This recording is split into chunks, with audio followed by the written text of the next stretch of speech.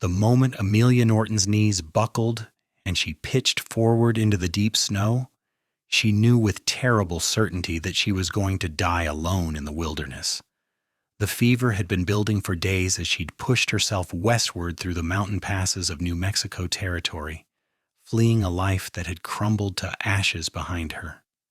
Now, in December of 1876, with the winter sky pressing down like hammered iron and her body shaking so violently she could barely draw breath, the young woman felt the cold seep through her threadbare coat and wondered if anyone would ever find her frozen remains come spring. She tried to push herself up, but her arms had no strength left. The chills racked her so hard her teeth clattered together. Through the white haze of falling snow, she thought she saw movement, dark against the pale landscape, but her vision swam and darkened at the edges. The last thing she registered before consciousness slipped away was the sound of hoofbeats and a man's urgent voice calling out in alarm.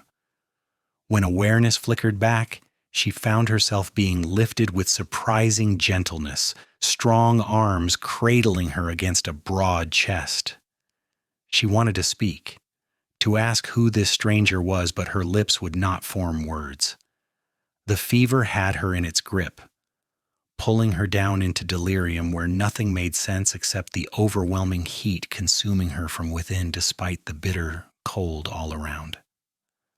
"Stay with me now," the voice said, low and steady. "My cabin is just over this ridge. You're going to be all right." But Amelia could not stay with him. The darkness claimed her again, merciful and complete. She woke in fragments over the hours that followed. Sometimes she opened her eyes to find herself in a small room, firelight dancing across rough timber walls. Other times she felt cool water on her lips, heard that same calm voice encouraging her to drink. The fever burned through her like wildfire, and in her delirium she cried out for her mother, dead these 5 years, and wept for reasons she could not name. Through it all, the stranger tended her. When she thrashed in the narrow bed, he held her still with patient hands.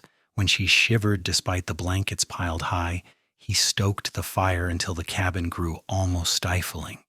He bathed her face with wet cloths and coaxed bitter medicine down her throat, never leaving her side for more than a few minutes at a time. It was 3 days before the fever finally broke, leaving Amelia weak as a newborn kitten, but clear-headed for the first time since collapsing in the snow. She opened her eyes to find late afternoon sunlight slanting through a small window, illuminating dust motes that drifted lazy through the air. The cabin was quiet except for the pop and crackle of the fire and the sound of someone moving about nearby. Amelia turned her head, the simple motion requiring more effort than it should have, and saw him for the first time with clear eyes.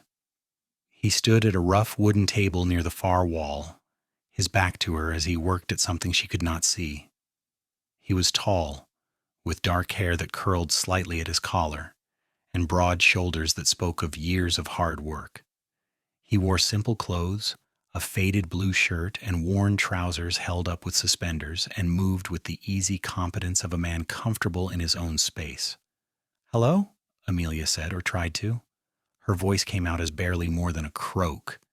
The man turned immediately, and she found herself looking into eyes the color of amber whiskey, warm and alert. His face was weathered in the way of men who spent their lives outdoors, with lines at the corners of his eyes that suggested he smiled often, though he was not smiling now.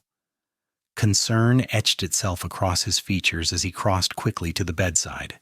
"You are awake," he said, and the relief in his voice was unmistakable. "How do you feel?" "Terrible," Amelia admitted, managing a weak smile, "but alive, which I suppose is something." "More than something," he said firmly. He reached for a tin cup on the small table beside the bed and helped her sit up enough to drink. The water was cool and sweet, the best thing she had ever tasted. "You have been very ill.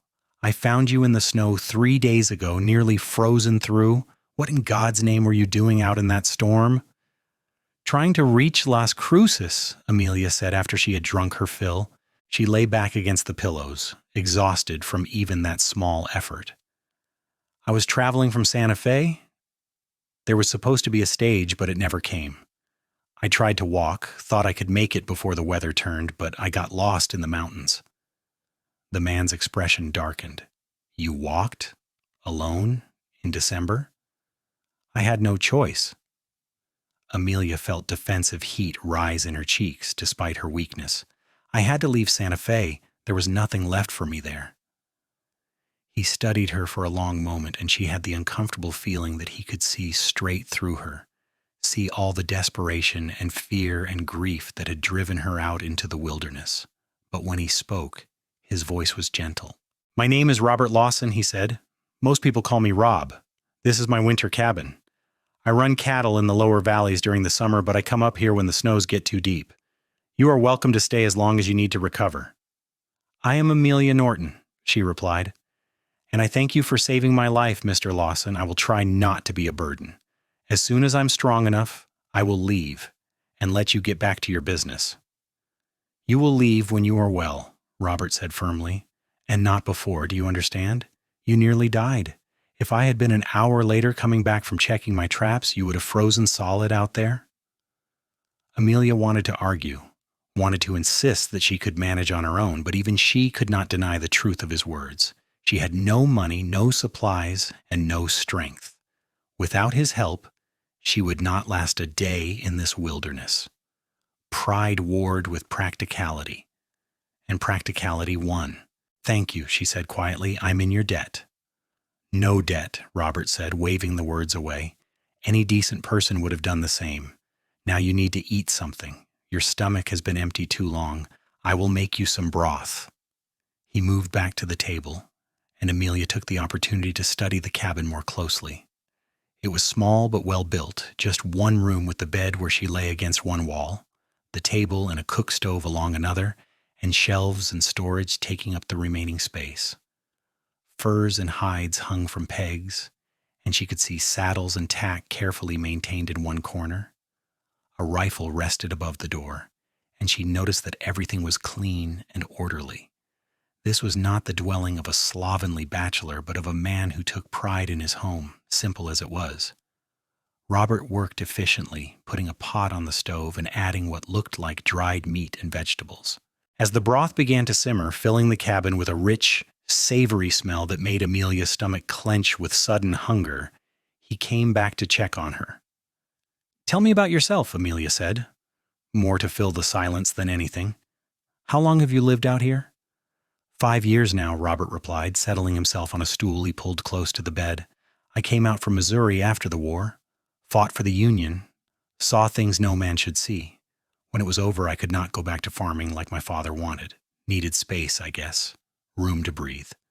So I headed west, did some scouting for the Army, worked cattle drives, tried my hand at mining, eventually saved enough to buy some land and start my own herd.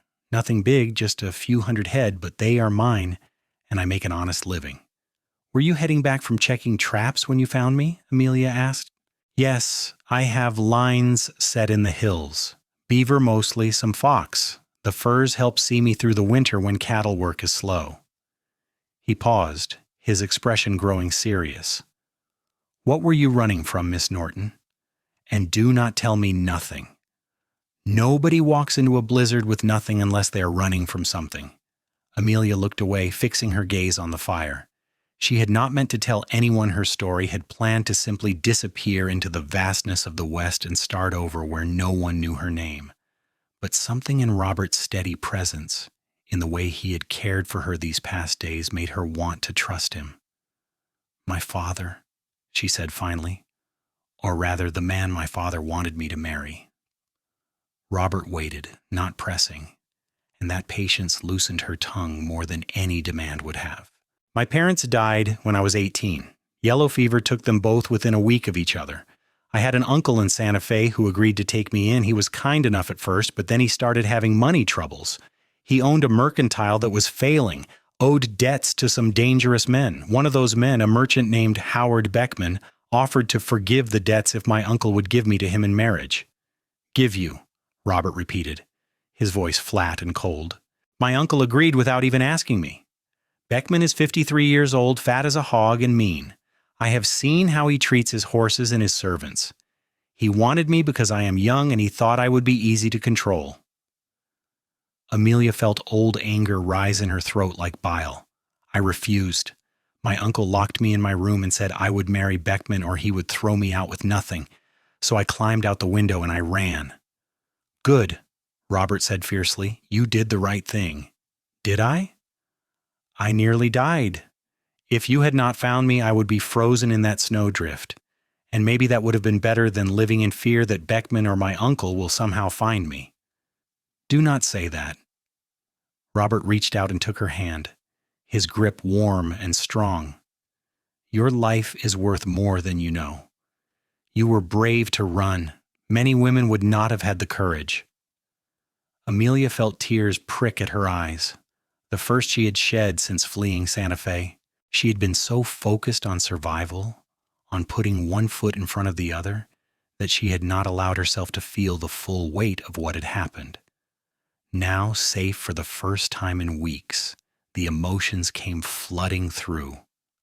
Robert squeezed her hand gently and then released it, moving back to the stove to check the broth. He ladled some into a bowl and brought it to her, helping her sit up and holding the bowl steady as she ate. The broth was simple, but delicious, and Amelia felt strength seeping back into her with every spoonful. Over the days that followed, she slowly regained her health. Robert proved to be an attentive caretaker, making sure she ate regular meals, keeping the fire burning hot enough that she never felt cold, and helping her to her feet when she felt strong enough to take a few tentative steps around the cabin. He was unfailingly respectful, giving her privacy when she needed it, and never pressing her with questions about her past. But the cabin was small, and they could not help but learn about each other as the hours stretched into days. Amelia discovered that Robert was 26, just 3 years older than herself, though his weathered face sometimes made him seem older. He was quiet by nature, but not unfriendly, and when he spoke it was usually something worth hearing. He had a dry sense of humor that caught her by surprise, making her laugh when she least expected it. He told her about his childhood on a farm in Missouri, about a mother who sang while she worked, and a father who was stern but fair. He had 2 younger sisters who had both married and settled near the family farm, and he spoke of them with obvious affection. The war had changed him, she could tell, though he spoke little of the actual fighting. There were shadows in his eyes sometimes, memories he carried that would not leave him alone. In turn, Amelia found herself sharing more than she had intended. She told him about her mother's love of poetry and her father's patient teaching, how she had learned to read before she was 5 and had spent her childhood with her nose buried in books. She spoke of the happy years before the fever, when her parents ran a small inn and her world had been full of travelers with interesting stories. She even told him about the dreams she had once harbored, of perhaps becoming a teacher or opening a bookshop, dreams that now seemed impossibly distant. "They are not so distant," Robert said when she confessed this. "Las Cruces is small but growing.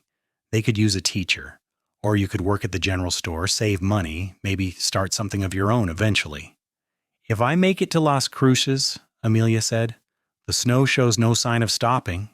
Indeed, winter had settled over the mountains with a vengeance. Snow fell almost daily, piling up in drifts that reached halfway to the cabin's eaves.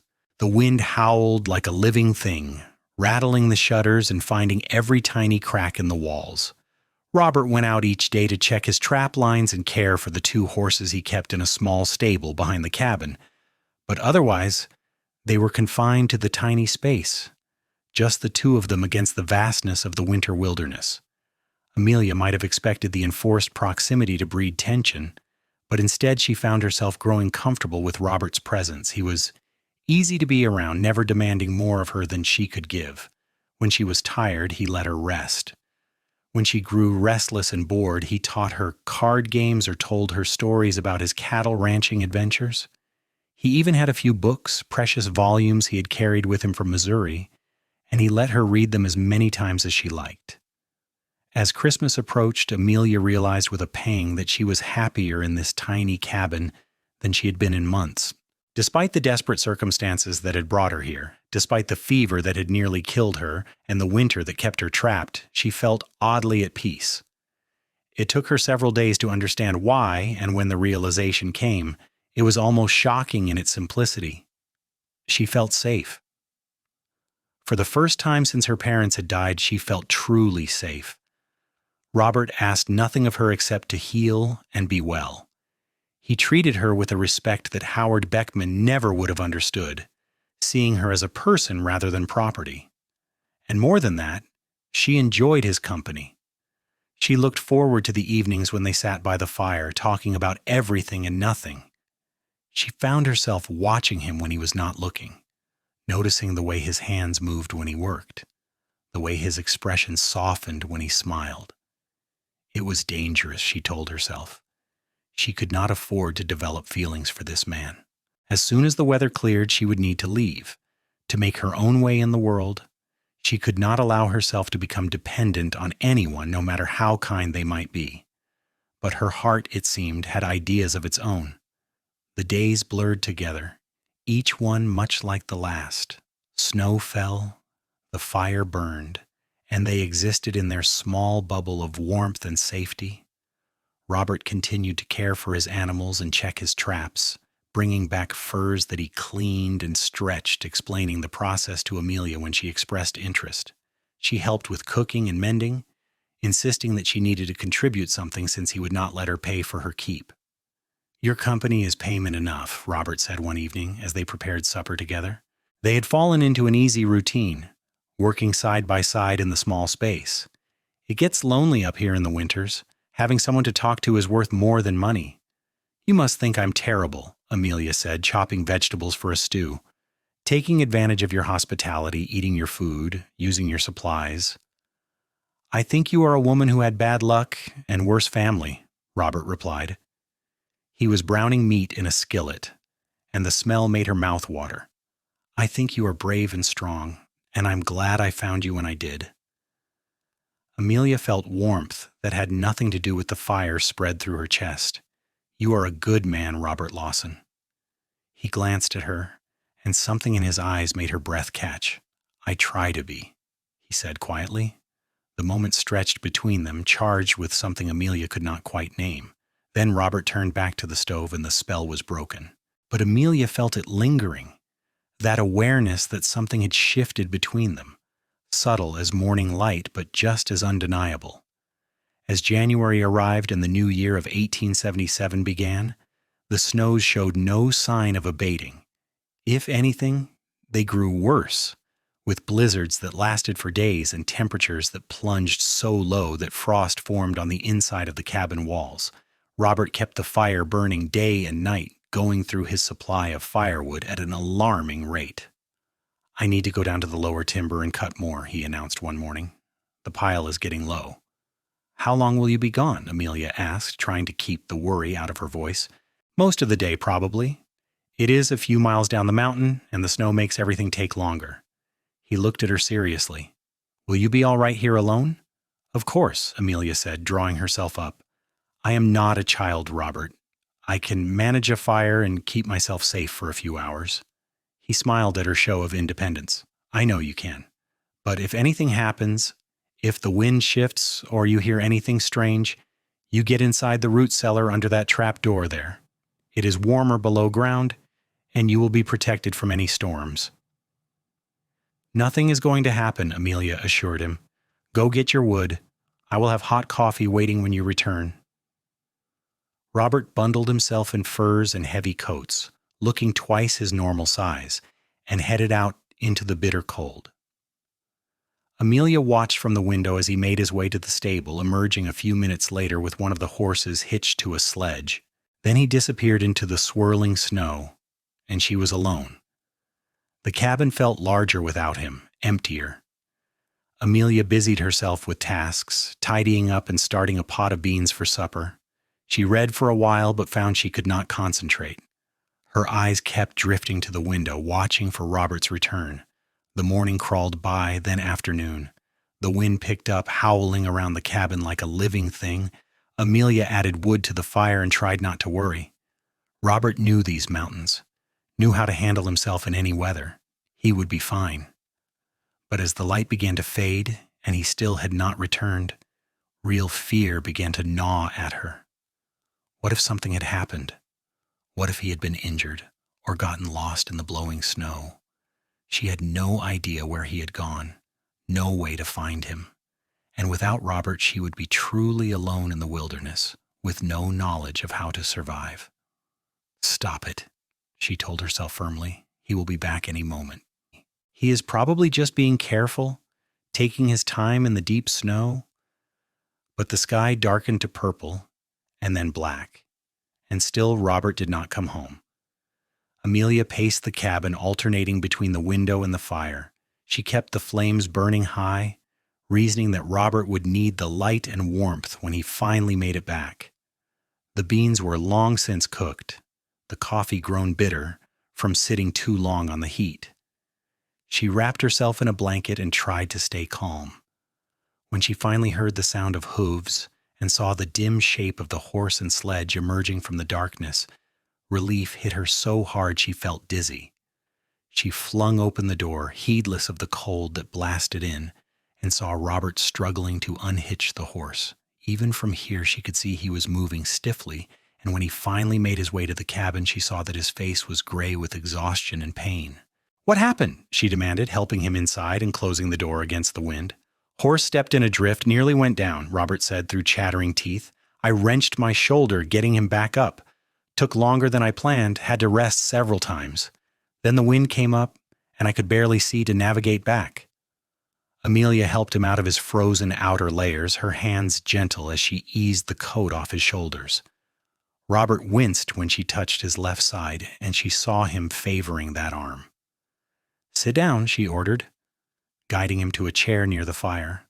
"I am going to make you some willow bark tea for the pain, and you are going to drink it, and then let me look at that shoulder." "Yes, madam," Robert said, managing a weak smile despite his obvious discomfort.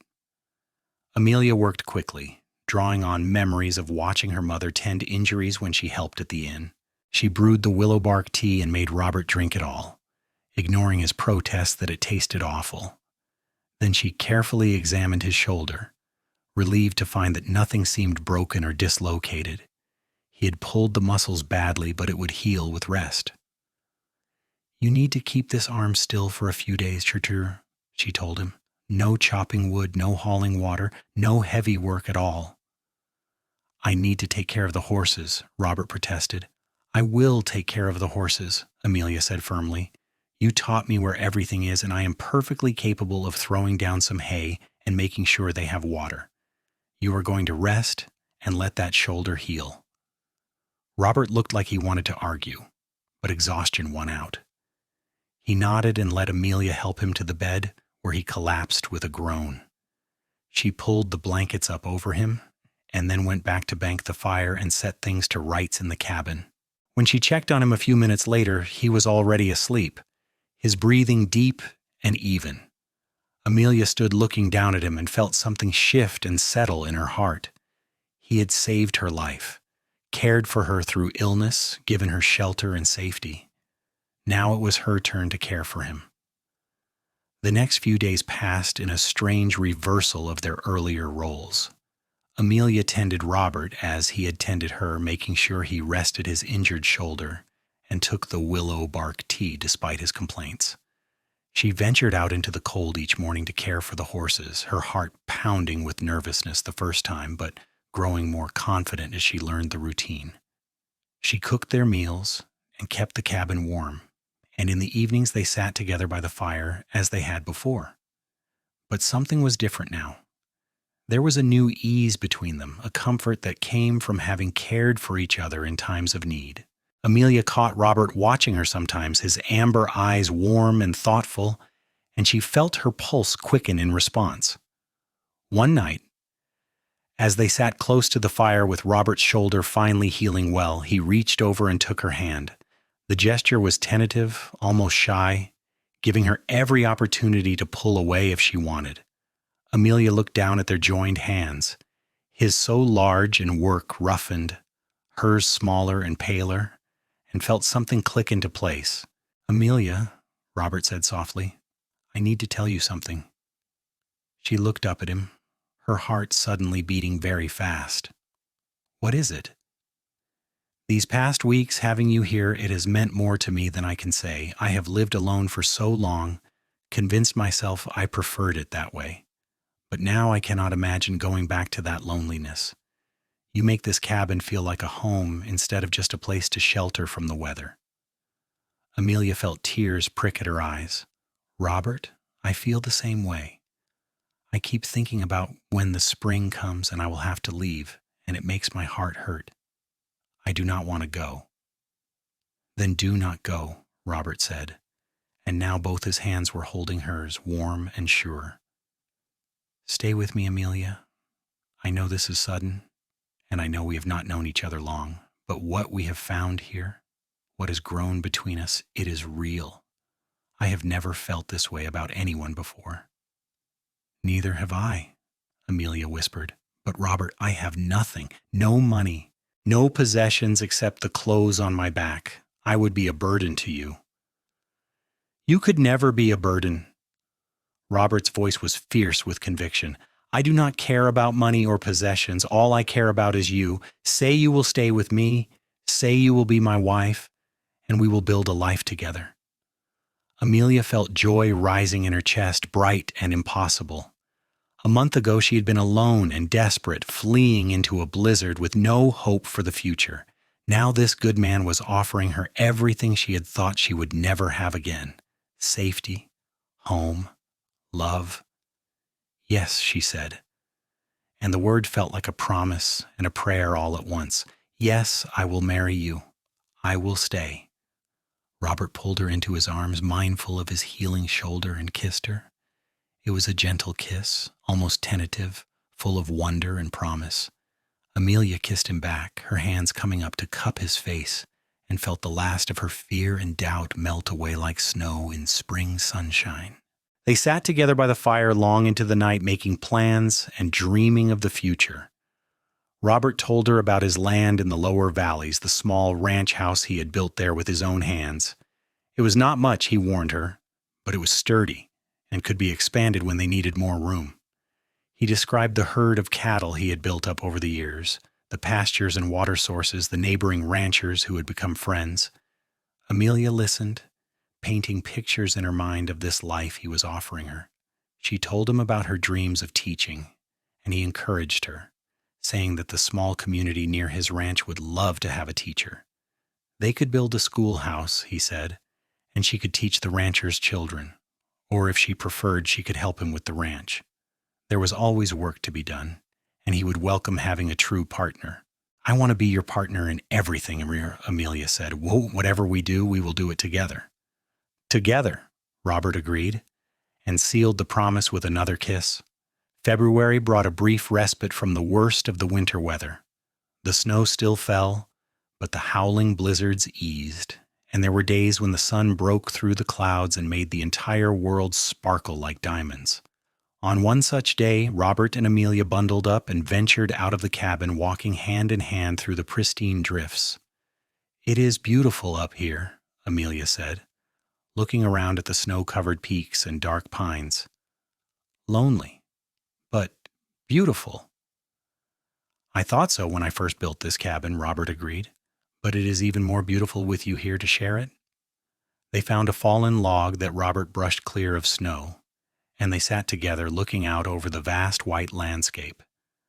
Amelia leaned against Robert's shoulder, feeling perfectly content despite the cold. "Tell me about your family," she said, "your sisters. Do you think they will like me?" "They will love you," Robert said confidently. "Sarah, the older one, has 3 children already and runs her household like a general commanding troops. She is fierce and funny and has a heart as big as the sky. Emma, the younger, is quieter, but she notices everything. She has 1 son and another baby on the way. They both write to me when they can, asking when I am going to settle down and give them nieces and nephews to spoil." "And what do you tell them?" Amelia asked, amused. "I always said I was too busy, that the right woman had not come along." Robert turned to look at her, his eyes warm. "But now I can write and tell them she finally did. I cannot wait for them to meet you, Amelia." "When will that be?" Missouri is a long way from New Mexico.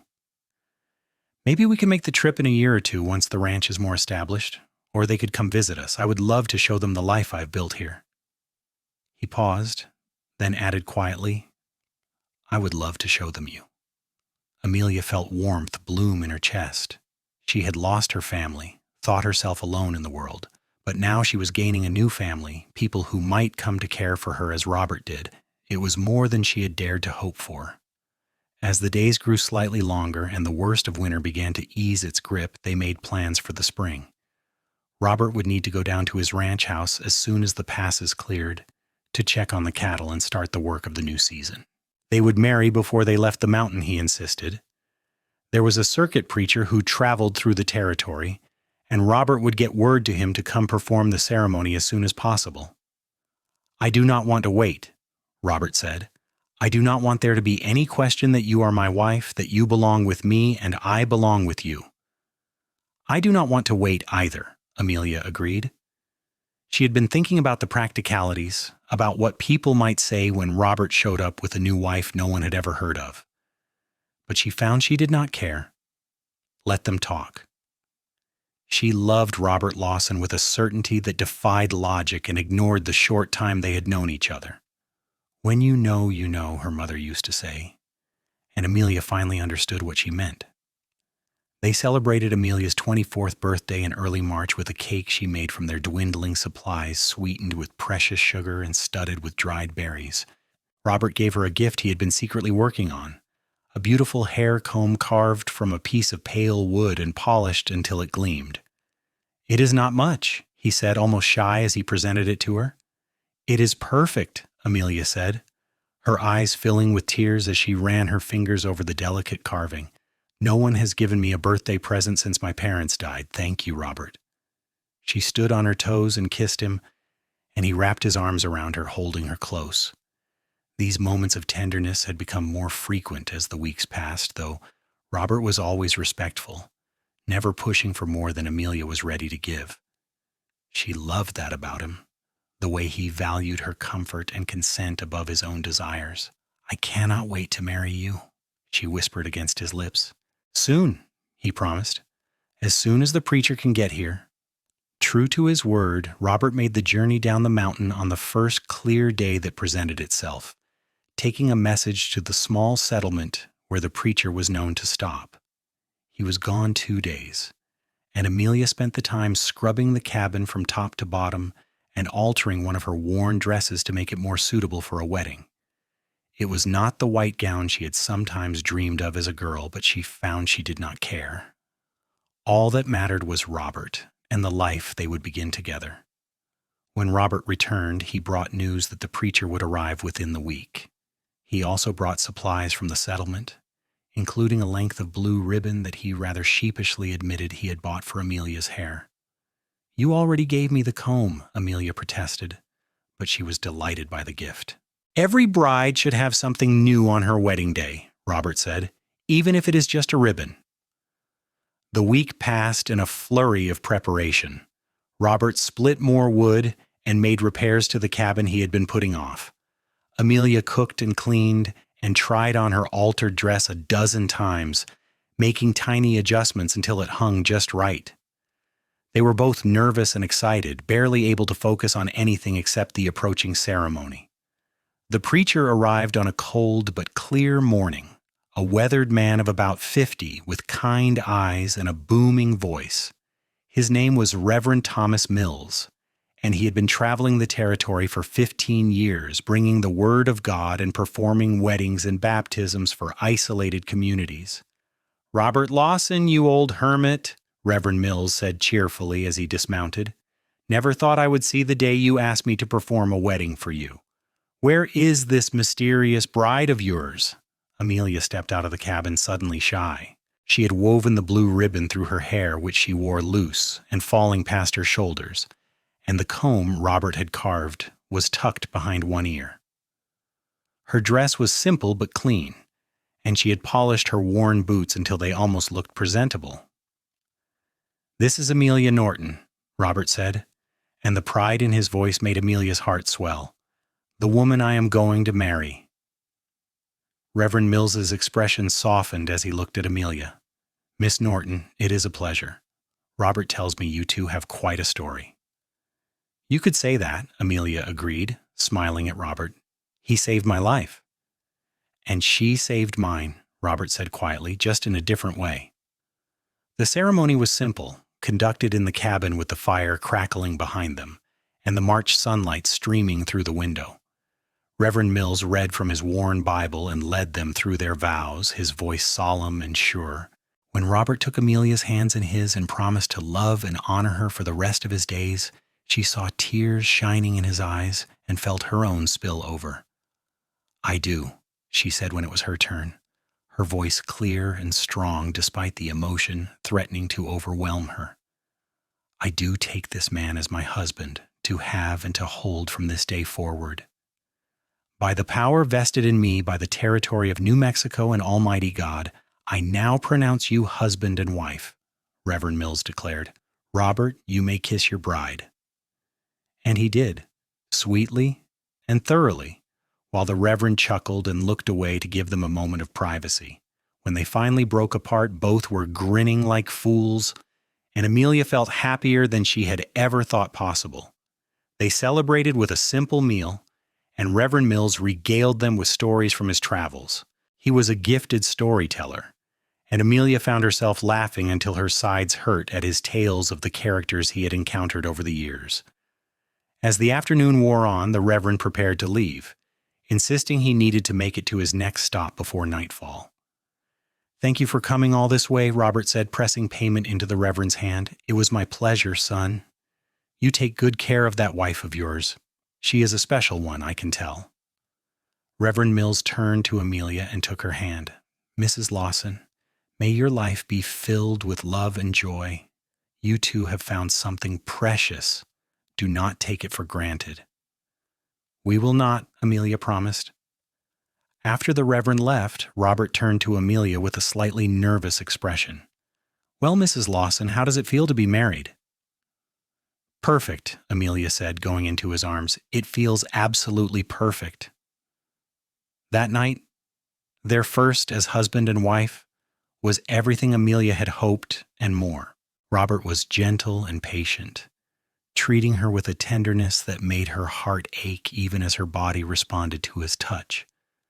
They learned each other slowly, laughing at the awkwardness and marveling at the pleasure, until they finally fell asleep tangled together in the narrow bed, completely and perfectly happy.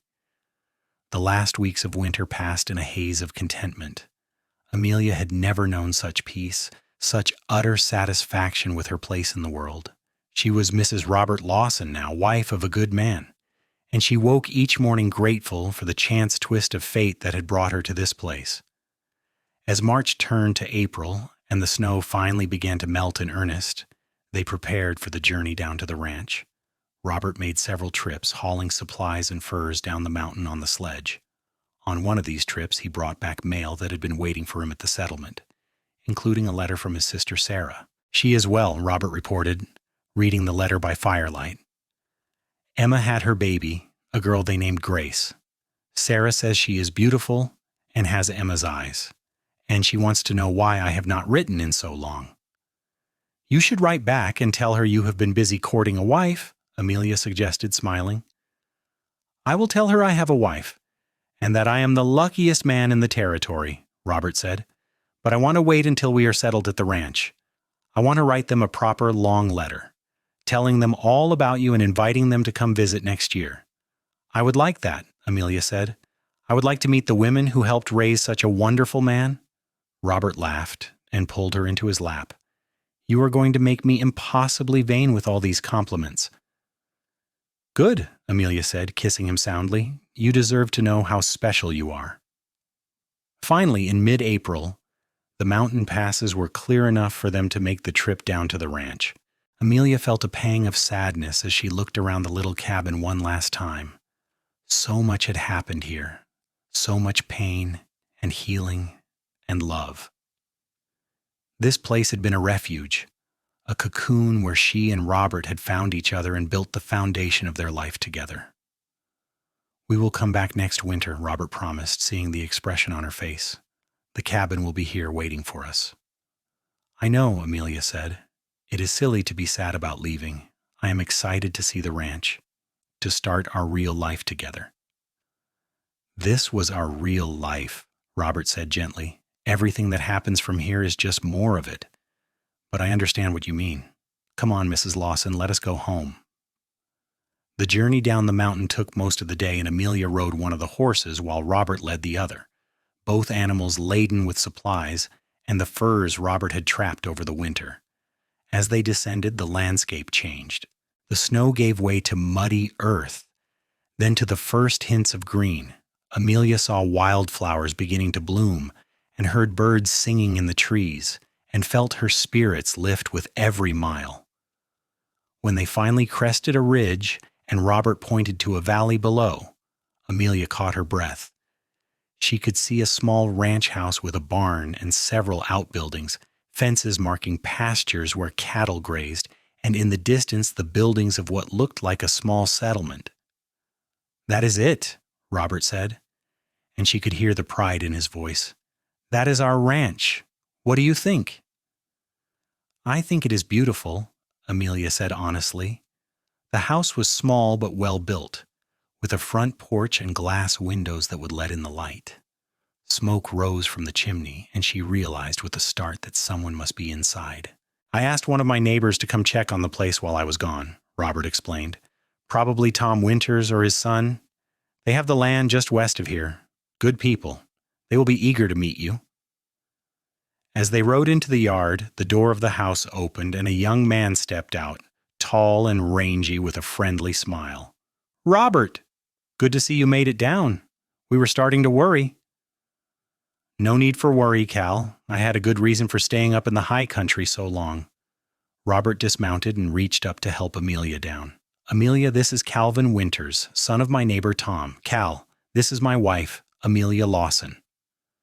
Calvin's eyes went wide. "His wife? You got married?" "Well, I will be. Wait until Pa hears about this. He always said you would die a bachelor up in those mountains." He swept off his hat and made an awkward bow. "Mrs. Lawson, it is an honor. Welcome to the valley." "Thank you, Mr. Winters," Amelia said, charmed by his enthusiasm. "It is good to be here. Call me Cal, please. And listen, Ma is going to insist you both come to dinner as soon as you are settled. She'll want to meet you proper and hear all about how you two met." Cal grinned. "That is, if Robert is willing to share the story." "We will be happy to come to dinner," Robert said. "But first I need to get Amelia settled and check on the herd. How did things go through the winter?" "Pretty well. Lost a few head to the cold, but nothing terrible. Your bulls are healthy and the cows should start dropping calves any time now." Cal launched into a detailed report, and Amelia took the opportunity to look around. The ranch house was even nicer up close, with a sturdy roof and a small garden plot beside it that would be perfect for vegetables. She could already picture herself working that garden, growing food for her and Robert. There was a chicken coop near the barn, and she saw several hens pecking around in the dirt. She had not realized how much she had missed seeing domestic animals and the signs of settled life. After Cal left, promising to tell his mother to expect them for dinner in a few days, Robert gave Amelia a tour of the property. The house had 3 rooms, a main living area with a kitchen, a bedroom, and a small room Robert said could be used for storage or eventually as a nursery.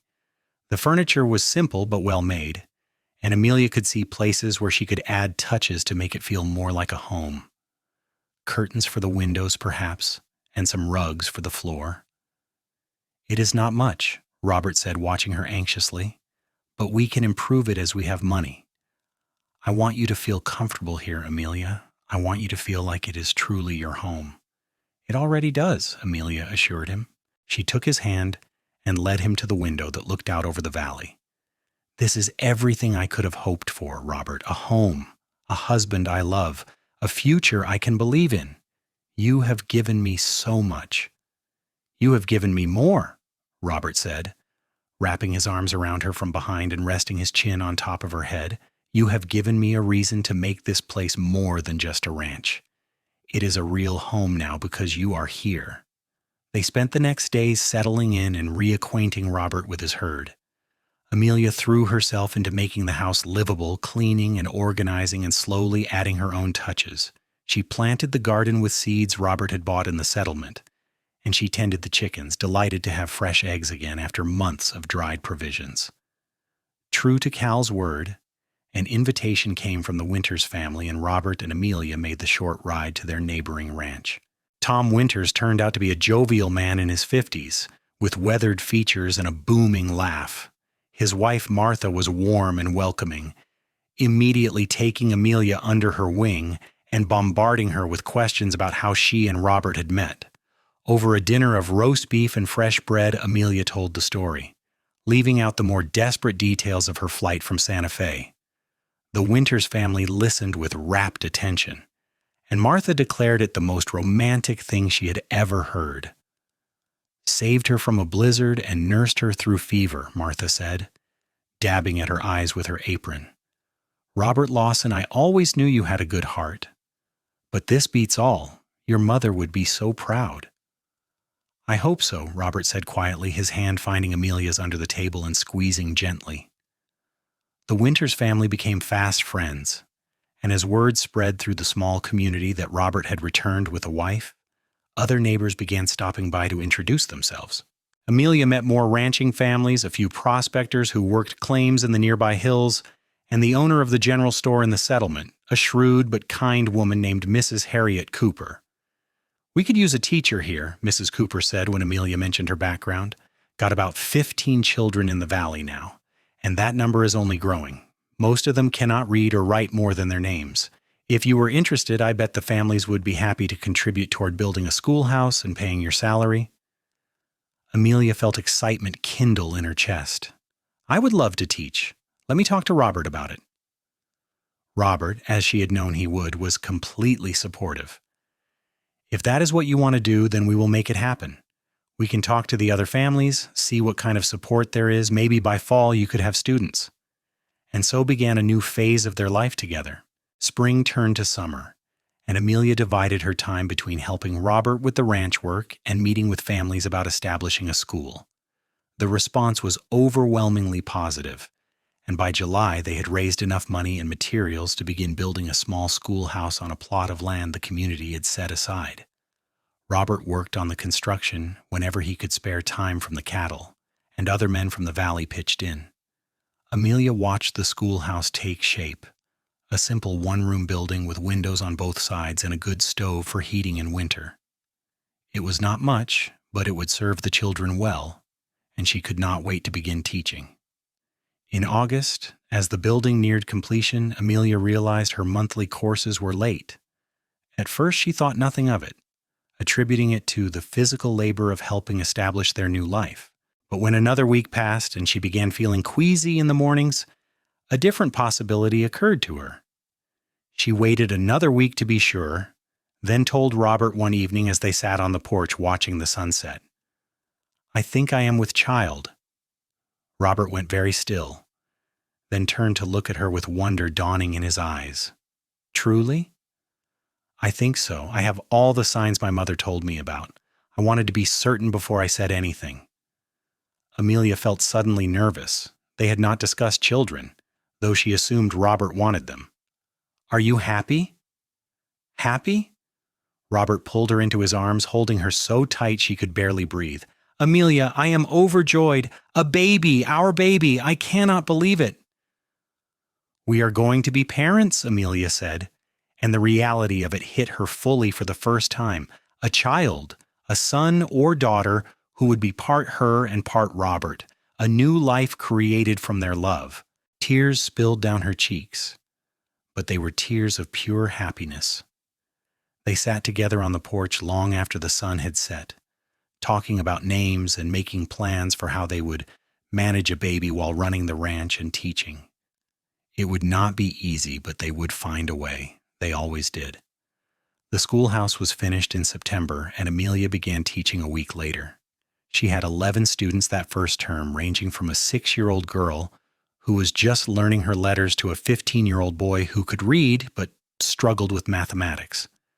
Amelia loved every challenging moment of it, discovering a talent for teaching she had not known she possessed.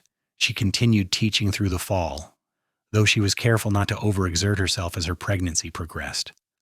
Robert fussed over her constantly, insisting she rest and trying to do all the heavy work himself. Amelia found his protectiveness endearing, even when it became slightly overbearing. "I am not made of glass," she reminded him one evening when he tried to stop her from carrying a basket of laundry. "Women have babies while doing far more strenuous work than this. I am fine, Robert. The baby is fine." "I know," Robert said, but he looked worried. "I just cannot help thinking about what might have happened if I had not found you in that snow. What if you had never recovered? What if the fever had taken you? I came so close to losing you before I even knew you, Amelia. I cannot bear the thought of anything happening to you now." Amelia softened, understanding the fear beneath his words. "Nothing is going to happen to me. We are both strong and healthy, and we have neighbors who will help if we need it. Martha Winters has delivered half the babies in this valley. She has already promised to be here when my time comes." As winter approached again, Amelia closed the school for the season, planning to reopen it in the spring after the baby came. She and Robert prepared the small extra room as a nursery, building a cradle and gathering tiny clothes that Martha and the other women of the valley had sewn for them. They made one trip up to the mountain cabin before the heavy snows came, Robert wanting to check on the place and lay in supplies for the next year. Amelia stood in the cabin where they had fallen in love, her hand resting on her swollen belly, and felt the wheel of time turning. A year ago she had been dying in the snow, fever burning through her with no hope for the future. Now she stood here healthy and loved, carrying new life within her, married to the finest man she had ever known. "Thank you," she whispered to the empty cabin, to the mountains and the snow and whatever benevolent fate had brought her to this place. "Thank you for saving me." Robert came up behind her and wrapped his arms around her, his hands covering hers on her belly. "No, thank you for letting me find you. Thank you for staying. Thank you for loving me." "Always," Amelia promised, "for the rest of my life and beyond." Their son was born on a cold February morning in 1878, after a labor that was difficult but not dangerously so. Robert stayed with Amelia through all of it, holding her hand and wiping her brow, while Martha Winters competently managed the delivery. When the baby finally slipped into the world, squalling and red-faced and absolutely perfect, Amelia felt a love so fierce it nearly stopped her heart. "A boy," Martha announced, laying the baby on Amelia's chest. "A big, healthy boy." "Well done, my dear." Robert stared at his son with an expression of absolute awe. He reached out with one finger to touch the baby's tiny hand, and when those impossibly small fingers curled around his, tears streamed openly down his face. "Our son," he said hoarsely. "Amelia, we have a son." "What shall we name him?" Amelia asked, stroking the baby's dark hair. They had discussed names endlessly, but now that the moment was here, Robert hesitated. "I would like to name him after my father, if you agree.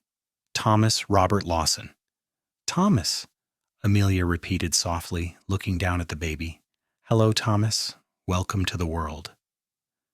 Little Thomas proved to be a good baby, healthy and strong despite being born in the depths of winter. Amelia took to motherhood with the same determination she brought to everything else, though she was grateful for the help of Martha and the other women in the valley. Robert was a devoted father, spending every free moment with his son, marveling over every tiny change and achievement. When spring came and the valley began to green again, Amelia reopened the school with Thomas sleeping in a basket near her desk. The students were enchanted with the baby, and the older girls competed for the privilege of holding him during breaks. Life settled into a new rhythm, busy and full, but deeply satisfying. In May, a letter arrived from Missouri, Robert's first communication from his family since sending word of his marriage months earlier. He read it aloud to Amelia, his voice thick with emotion, as Sarah wrote about how happy she and Emma were to hear their brother had finally settled down. They begged for more details about Amelia and congratulated them on Thomas's birth. Sarah ended the letter by announcing that she and her family would be making the journey west the following spring to finally meet this mysterious wife and see their nephew. "They are coming," Robert said, looking up from the letter with a mixture of joy and nervousness. "My sisters are actually coming here." "That is wonderful," Amelia said, and meant it. She was nervous too about meeting Robert's family, hoping they would like her, but she knew how much it would mean to him to see his sisters again. The year that followed was perhaps the happiest of Amelia's life. Thomas grew from infant to toddler, learning to crawl and then walk, and filling the house with his laughter and curiosity. The ranch prospered, with Robert's herd growing and providing a comfortable income. Amelia's school thrived, and she took deep satisfaction in seeing her students progress. But most of all, her marriage to Robert deepened and strengthened with every passing day. They had built something real and lasting, founded on mutual respect and genuine love. They still talked by the fire in the evenings as they had in the mountain cabin, though now Thomas often sat between them, playing with carved wooden animals Robert made for him.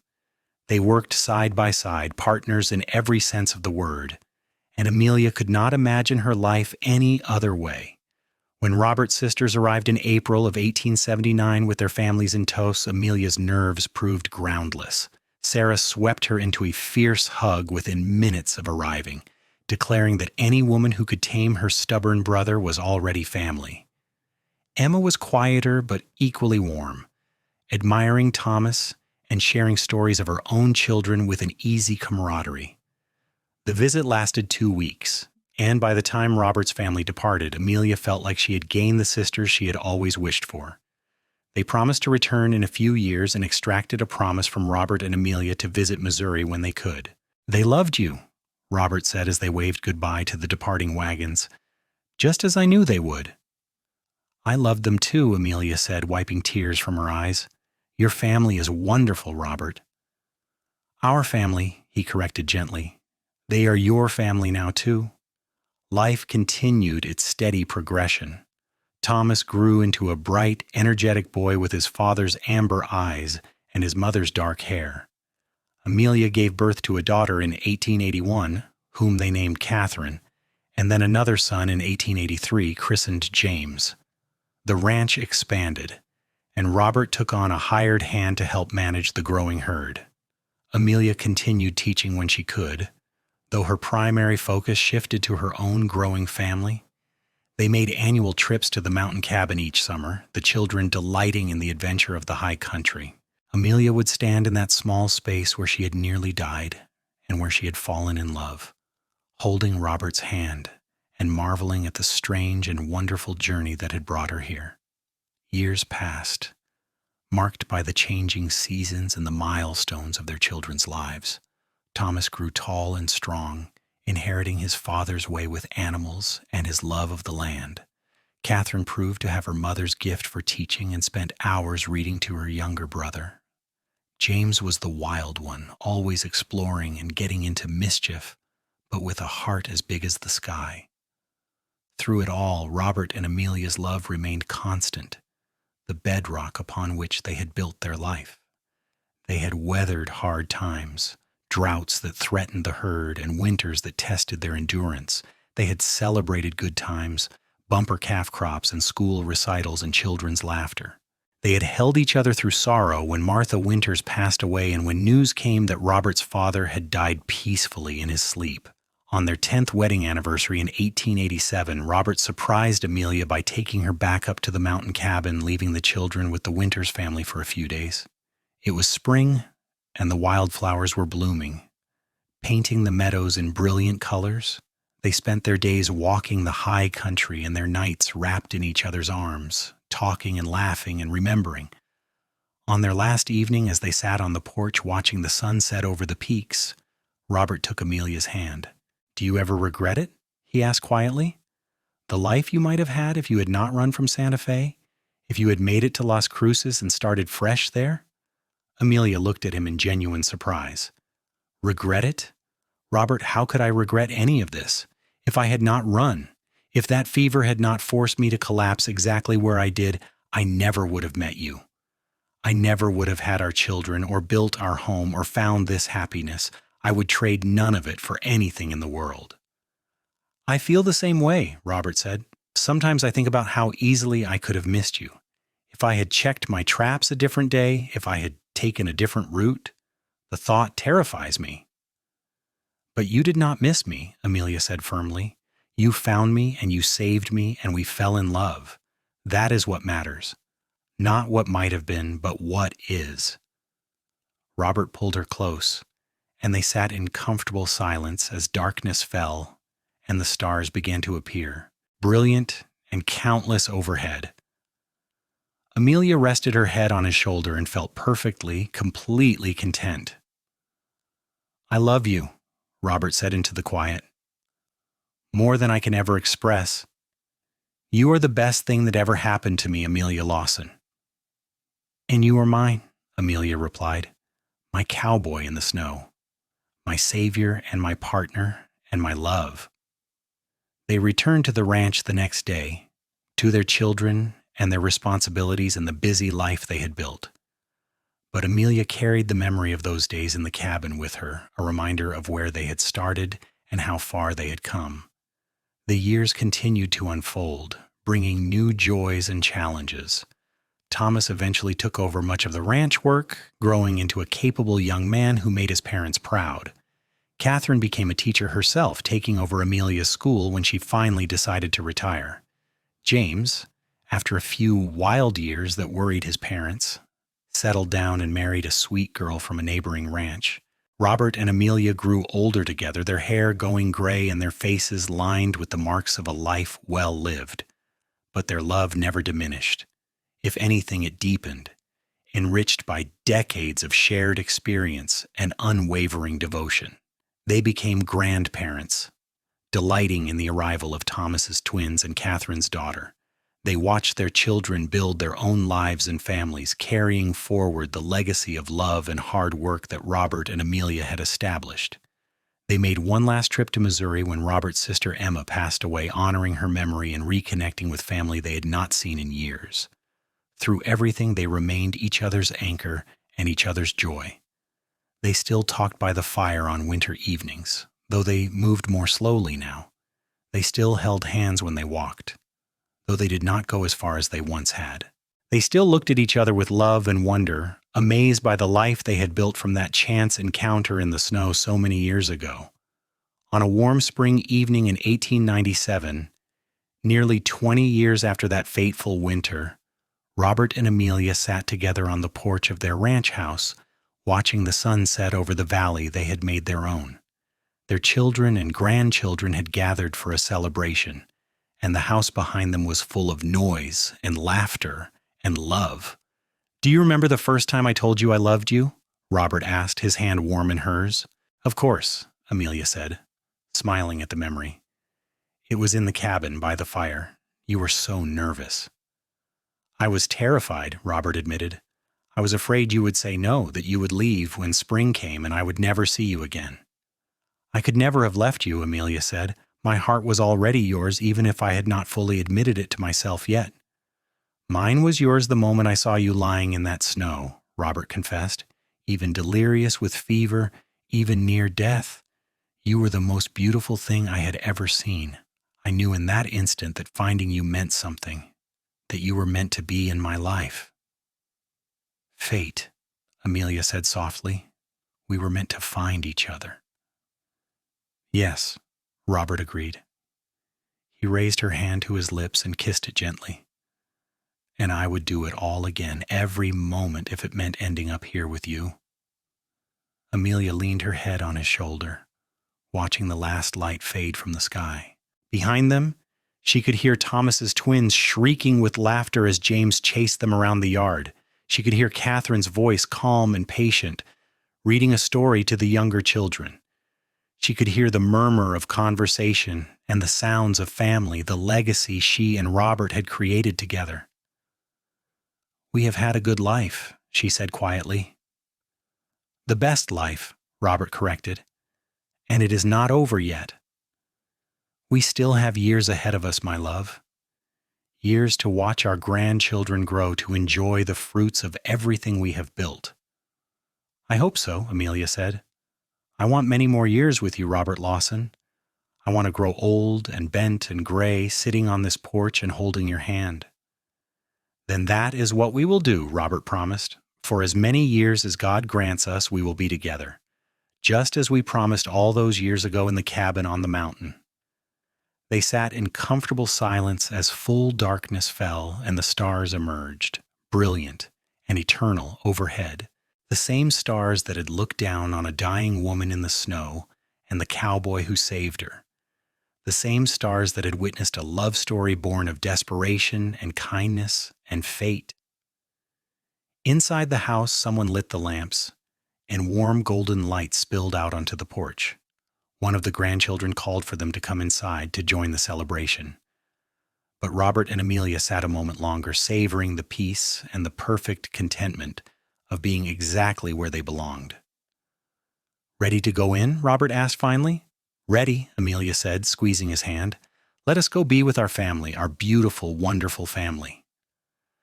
They rose together, moving carefully in the way of people whose bodies no longer quite obeyed as they once did, and walked hand in hand into the light and warmth of their home. Behind them, the valley stretched out under the stars, peaceful and prosperous, a testament to everything they had built together. And in a small cabin high in the mountains, empty now but still sound and solid, the wind whispered through the pines, and snow began to fall, gentle and soft, covering the world in white and waiting for spring to come again.